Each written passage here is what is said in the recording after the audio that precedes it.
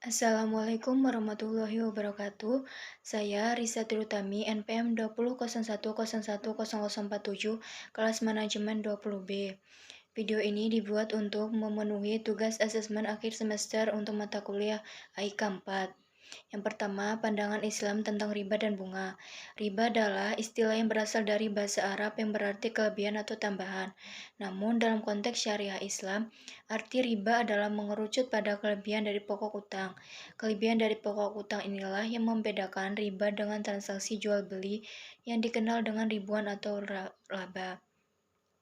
Bunga adalah tambahan yang dikenakan dalam transaksi pinjaman uang, yang diperhitungkan dari pokok pinjaman tanpa mempertimbangkan pemanfaatan atau hasil pokok tersebut berdasarkan tempo waktu yang diperhitungkan, seperti pasti di muka.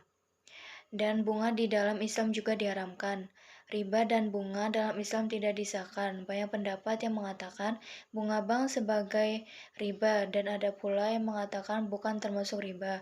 Namun dalam fikih Islam, riba sangat diharamkan. Dalam Al-Quran sendiri telah ditetapkan keharaman riba sesuai dengan Quran Surah Al-Imran ayat 130 yang berbunyi, Ya ayyuhalladzina amanu la taqulu riba adha'afan mudha'afatan wattaqullaha la'allakum tuflihun. Ya artinya, hai orang-orang yang beriman, janganlah kamu menamakan riba dengan berlipat ganda dan bertakwalah kamu kepada Allah supaya kamu mendapat keberuntungan. Yang kedua, bank dan perusahaan penanaman modal Islam. Mudharabah atau penanaman modal di sini artinya adalah menyerahkan modal uang kepada orang yang berniaga sehingga ia mendapatkan persentase keuntungan. Bentuk usaha ini melibatkan dua pihak. Yang pertama, pihak yang memiliki modal namun tidak bisa berbisnis, dan kedua, pihak yang pandai berbisnis namun tidak memiliki modal. Melalui usaha ini, keduanya saling melengkapi. Para ulama sepakat bahwa sistem penanaman modal ini dibolehkan. Dasar hukum dari sistem jual beli ini adalah ijma, ulama yang membolehkannya. Satu hal yang logis, bila pengembangan modal dan peningkatan nilainya merupakan salah satu tujuan yang disyariatkan, sementara modal itu hanya bisa dikembangkan melalui pemutaran atau perdagangan. Sementara tidak setiap orang yang mempunyai harta mampu berjual beli, dan tidak setiap yang berkeahlian dagang mempunyai modal, maka masing-masing kelebihan itulah dibutuhkan oleh pihak lain. Oleh sebab itu, bisnis penanaman modal ini disyariatkan oleh Allah demi kepentingan kedua belah pihak. Secara umum, landasan dasar mudharabah lebih mencerminkan anjuran untuk melakukan usaha. Dalam surah Al-Muzammil ayat 20. Wa aza wa akharuna yadribuna fil ardi yabtaghuna min fadlillah. Yang artinya, dan yang lainnya ada orang-orang yang berusaha di muka bumi mencari karunia Allah. Quran Surah Al-Muzammil ayat 20. Yang ketiga, kredit konsumtif dan non-konsumtif dalam Islam. Piutang konsumtif adalah pembiayaan yang diberikan kepada individu dalam rangka memenuhi kebutuhan konsumsi yang akan habis dipakai dan bukan untuk tujuan produksi. Dalam kredit ini tidak ada penambahan barang dan jasa yang dihasilkan karena memang untuk digunakan atau dipakai oleh nasabah. Misal, untuk pembelian elektronik, peralatan rumah tangga, kendaraan bermotor, renovasi rumah, dan lain-lain. Pada umumnya, Bank Syariah membatasi pembiayaan konsumtif kepada nasabah untuk pemenuhan kebutuhan dasar seperti rumah untuk dihuni dan kendaraan untuk dipakai. Bank Syariah dapat menyediakan pembiayaan konsumtif dengan menggunakan skema jual beli atau murabahah, bai bitaman ajil, atau sewa beli yaitu ijaroh wa ikitina.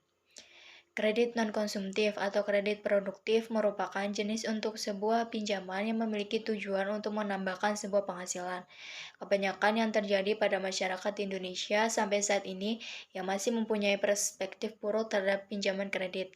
Hal tersebut terjadi karena kebanyakan dari mereka berpikir bahwa dengan melakukan kredit ini, maka seorang individu akan menjadi lebih konsumtif.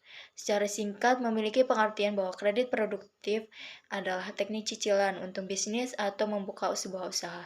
Pada umumnya, seorang melakukan ini di luar pekerjaan utamanya. Jadi, di samping memenuhi kebutuhan berhutang, juga sebagai penghasilan tambahan selain gaji pokok dan tunjangan yang diterima dari perusahaan tempat bekerjanya. Dalil Al-Qur'annya yaitu dalam Quran Surah Al-Baqarah ayat 282. Ya ayyuhalladzina amanu idza tadayantum bidaini ila ajalim musamman fakatubuh. Yang artinya, hai orang-orang yang beriman, apabila kamu beramualah tidak secara tunai untuk waktu ditentukan, hendaklah kamu menuliskannya. Quran Surah Al-Baqarah ayat 282. Yang keempat, hubungan antara zakat dan inflasi. Zakat juga memiliki efek multiplier untuk ekonomi.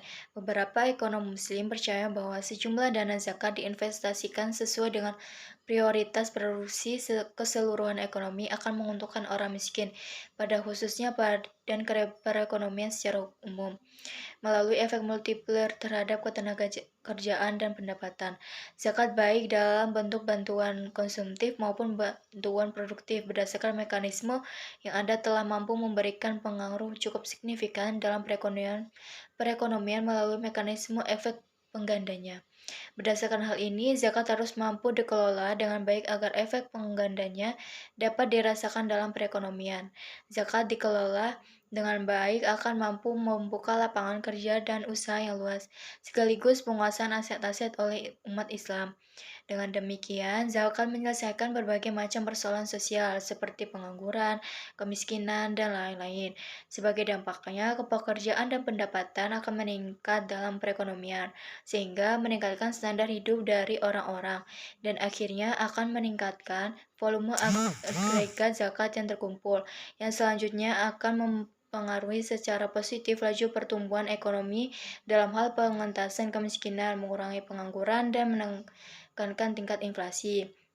Dalam surah Al-A'raf ayat 156, waktu belana fi hadihi dunya hasanata wa fil akhirati inni hudna ilaika qala ngadabi sibu bihi man asa wa rahmati wasi'at kulla syai'i fasaktubuha lidina yattaqun ya yattaquna wa yu'tuna zakata waldinahu bi ayatina yu'minun. Yang artinya, dan tetapkanlah untuk kami kebaikan di dunia ini dan di akhirat.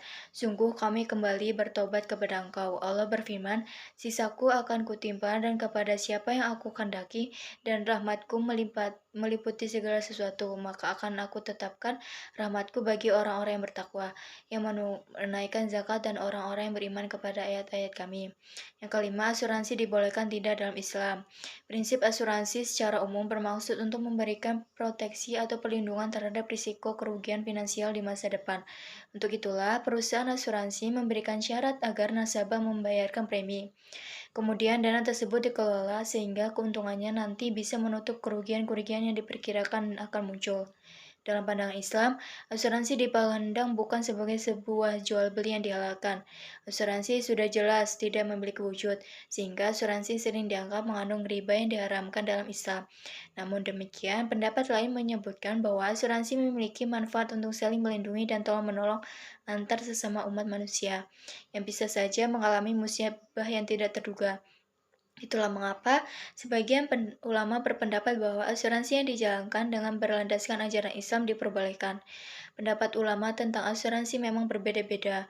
Namun demikian, MUI sebagai salah satu lembaga tempat berkumpulnya para ulama dan cendekiawan Muslim di Indonesia dapat dijadikan dasar yang memberikan pedoman tentang hukum asuransi menurut Islam. Oleh karena itu, umat Islam kini tidak perlu ragu-ragu terkait dengan muamalah. Dalam hal ini saling tolong-menolong melalui produk asuransi yang berdasarkan hukum agama Islam. Selama asuransi dijalankan berdasarkan prinsip dan syarat syar'i, maka hukumnya halal sesuai dengan yang difatwakan oleh para ulama MUI. Asuransi syariah memiliki dasar-dasar yang juga ada dalam hadis dan ayat Al-Quran, yaitu Al-Ma'idah ayat 2. Wata'awanu 'ala birri wa taqwa wa la ta'awanu 'ala ismi wa udwani wattaqullaha innallaha syadidul iqab. yang artinya dan tolong menolonglah kamu dalam mengerjakan kebajikan dan takwa, dan jangan tolong menolong dalam berbuat dosa dan pelanggaran, dan bertakwalah kamu kepada Allah, sesungguhnya Allah amat berat siksanya. Demikian jawaban yang dapat saya sampaikan. Assalamualaikum warahmatullahi wabarakatuh.